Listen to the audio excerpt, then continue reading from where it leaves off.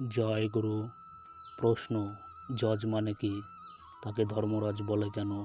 শ্রী শ্রী ঠাকুর, জজ মানে সংযম, সংযত হয়ে না চললে ধর্ম পরিপালন করা যায় না।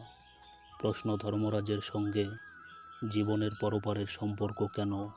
শ্রী শ্রী ঠাকুর, ধর্মরাজ মানে ধৃতির রাজা। ধৃতি বলতে বোঝায় পরম শক্তিকে ধারণ করে চলা, ধর্মকে যে পরিপালন করে যেমন, ধর্ম তাকে পুরস্কৃত করে তেমন, আবার জীবন স্রোতকে যে দমিত ও রুদ্ধ করে দেয় তাকেও বলে যম, অর্থাৎ সমন। প্রশ্ন, যম কি তাহলে আমাদের পক্ষে শুভকারী?